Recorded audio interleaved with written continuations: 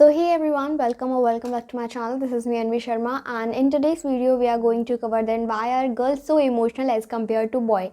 First let me clear कि जो लड़कियां रहती हैं आज के टाइम पे अपने आप को उन्होंने बहुत ही ज़्यादा अच्छे से अडॉप्ट कर लिया है, बहुत ज़्यादा स्ट्रॉन्ग बिहेवियर है वो प्रेजेंट करती हैं। स्पेशली आपके अर्बन एरियाज़ में देखा जाए तो लड़कियों का जो परफॉर्मेंस है वो लड़कों की बराबरी हो गया है। इवन हमारी जो आर्म फोर्सेस वगैरह हैं वहाँ पे भी लड़कियों की भर्ती आजकल की जा रही है, यानी कि ये शो करता है, ये प्रेजेंट करता है कि लड़कियाँ आज के टाइम पर इमोशनल नहीं रही हैं। बट ऐसा मोस्टली केसेस में देखा जाता है जहाँ ऐसा माना जाता है कि जो लड़कियाँ रहती हैं वो बहुत ही ज़्यादा इमोशनल रहती हैं। इमोशनल का मतलब ये कहीं से कहीं तक नहीं है कि लड़कियाँ वीक रहती हैं, बट ऐसा माना जाता है कि कुछ भी ऐसी सिचुएशंस आती है, कुछ भी ऐसा मतलब आंसू है वो निकल आते हैं, तो इस तरीके की सिचुएशंस क्रिएट हो जाती हैं। तो डिफरेंट काइंड ऑफ स्टडीज़ हुई है और उसी स्टडीज़ को हम यहाँ पे पढ़ने वाले हैं। तो सबसे पहले हम इसमें बायोलॉजिकल डिफरेंसेस को पढ़ने वाले हैं, जिसमें देखा जाता है कि जो गर्ल्स रहती हैं उनमें हार्मोनल डिफरेंसेस पाए जाते हैं, यानी कि जो गर्ल्स रहती हैं उनमें ऑक्सीटोसिन का एक हार्मोन पाया जाता है, बेसिकली जिसको कडल हार्मोन भी कहा जाता है, जिसके थ्रू ऐसा माना जाता है कि आपकी जो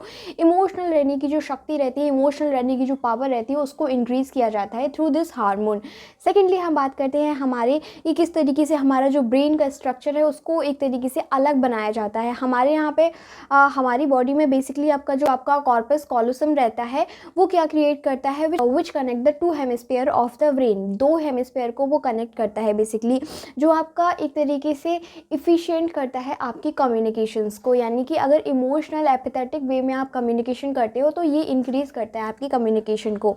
ये तो हमारे कुछ स्टडी के बेस पे चीज़ें हो गई। फिर अगर हम नॉर्मलाइजेशन की बात करें, यानी कि जो डेली लाइफ में हम लोग चीज़ें फेस करते हैं जिसकी वजह से हम इमोशनल बन जाते हैं, वहाँ पे हम इसको प्रेजेंट करने वाले हैं। तो सबसे पहले नॉर्मलाइजेशन को प्रेजेंट करते हैं, जिसमें ये देखा जाता है कि मेनली हमारी सोसाइटी इस तरीके से बनाई जाती है कि जो शुरुआत से ही लड़कियों को सिखा देती है कि ऐसे मत बैठो, ऐसे मत चलो, ऐसे मत बोलो, इतना मत बोलो। तो इस तरीके से जो उस स्टार्टिंग से ही जो प्रेशर क्रिएट किया जाता है सोसाइटी की तरफ से, तो वो कहीं ना कहीं आपका इन्हेंस करता है आपके इमोशनल फीचर्स को। इसके साथ ही हम डिपेंडेंसी की बात करते हैं। हम लोगों ने ऐसा देखा होगा कि जो वर्किंग वुमेन नहीं होती हैं, जो घर पे बैठ के अपना काम करती हैं, जो आपके डोमेस्टिक हाउस होल्ड्स बेसिकली इनमें वर्क करती हैं, तो मेनली ऐसा देखा जाता है कि जो लड़कियां रहती हैं वो बेसिकली डिपेंडेंसी रखती हैं कि अगर उनको कुछ सामान चाहिए होता है तो basically they are dependent before marriage, they are dependent on their brother, and after marriage they are dependent on their husband. तो ये डिपेंडेंसी आपकी जो रहती है वो बहुत ही ज़्यादा आपको परेशानी करती है, बहुत ही ज़्यादा नुकसान पहुंचाती है, जिसकी वजह से मेनली ऐसा हमारा माइंडसेट बन जाता है कि अब now we are dependent on this, तो हमें अपने आप से कुछ करना ही नहीं है और हम दूसरे लोगों से कर देंगे। और जब वो दूसरे लोग उस चीज़ को, पर्टिकुलर चीज़ को जो आपके लिए इम्पोर्टेंट है उसको टाइम पर नहीं करते हैं, तो बेसिकली डिसअपॉइंटमेंट क्रिएट हो जाती है। जब आप डिसअपॉइंट हो जाते हो तो आप बैठ के अपने ही मन में वो चीज़ों को सोचने लगते हो, और जब आप वो चीज़ों को कॉन्टीन्यूस वे में सोचने लगते हो तो कहीं ना कहीं आपके दिमाग में रोना टाइप का आ जाता है। आप डिसअपॉइंट हो जाते हो चीज़ों के कि यार मैंने उसको ऐसा कहा था और उसने मेरे साथ वैसा नहीं किया। इसीलिए जब आप दूसरों पर डिपेंडेंसी रखते हो तो आप बेसिकली ऐसा फील करते हो कि जब वो काम नहीं होगा तो आप एक तरीके से रोना शुरू कर दोगे, आप इमोशनल होना शुरू कर दोगे। फिर इसके बाद में हम लेस फ्रीडम की भी बात करते हैं। मोस्टली ऐसा देखा जाता है स्पेशली इन रूरल एरियाज़ लड़कियों को इतनी फ्रीडम नहीं होती है। इवन अगर आज के टाइम पे भी शहरों की बात की जाए तो लड़कियों को इतनी फ्रीडम नहीं होती है कि वो अपनी स्टडीज़ के लिए, वो अपने जो डेली वर्क्स रहते हैं उनके लिए किसी दूसरी कंट्री या फिर विद इन कंट्री कहीं पर सर्वाइव कर सके। उनके खाने पीने का सिस्टम, उनके जाने तक वहाँ उन्हें छोड़ने का सिस्टम उनके कोई ना कोई ऐसे फैमिली मेम्बर के साथ किया जाता है।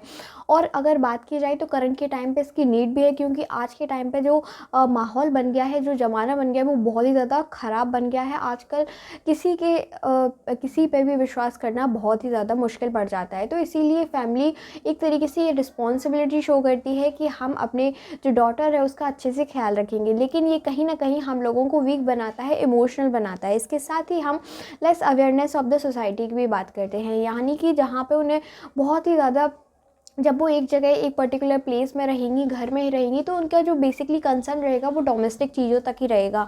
और सोसाइटी में बेसिकली चल क्या रहा है, किस तरीके से हमारी जो गवर्नमेंट है वो काम कर रही है, किस तरीके से वो स्कीम्स ला रही है और किस तरीके से डेमोक्रेसी वर्क करती है, किस तरीके से वोटिंग जो वर्क करता है, उसकी नॉलेज बहुत ही ज़्यादा कम रहती है। इसीलिए जब वो चीज़ें फेस ही नहीं करती हैं, जब उनका उन चीज़ों से सामना ही नहीं होता है, तो बेसिकली उनको मतलब भी नहीं रहता है। और सडन अगर वो चीज़ों को फेस करती हैं तो वो एकदम से इमोशनल हो जाती हैं, क्योंकि they are not aware about that subject. For example अगर मैं आपको बताऊं कि अगर कोई लड़की या फिर कोई भी इंडिविजुअल जो आपकी जो जुडिशरी रहती है, पुलिस सेक्टर की जो सर्विसेज रहती है, उससे अवेयर नहीं है और किसी अदर पर्सन ने आपके मतलब जो आपके साथ साइबर क्राइम कर दिया, साइबर अटैक कर दिया या इस तरीके की कोई भी सिचुएशन क्रिएट कर दी, तो अब now they are not aware कि हमें क्या करना चाहिए।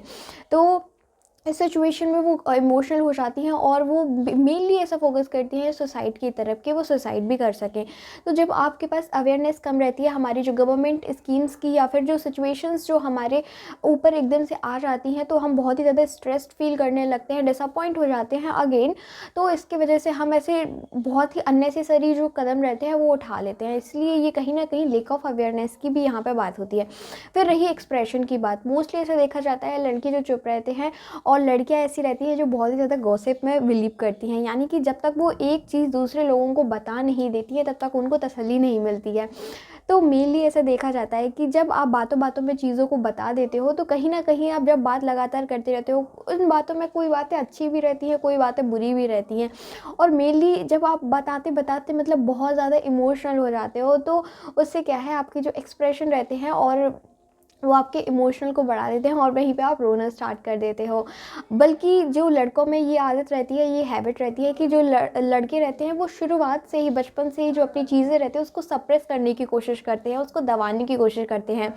वो सोसाइटी के सामने उनके मन में क्या चल रहा है दे डू नॉट केयर, वो ये उजागर ही नहीं करते हैं। तो बेसिकली यही डिफरेंस होता है और यही रीज़न होता है कि जो गर्ल्स रहती हैं they are much emotional as compare to boy. So आशा करती हूँ आप लोगों को वीडियो अच्छी लगी होगी। अगर वीडियो थोड़ी सी भी इन्फॉर्मेटिव लगी हो एज अ गर्ल तो प्लीज़ इसको ज़रूर से शेयर करिए और चैनल को प्लीज़ सब्सक्राइब करिए। Thank you so much.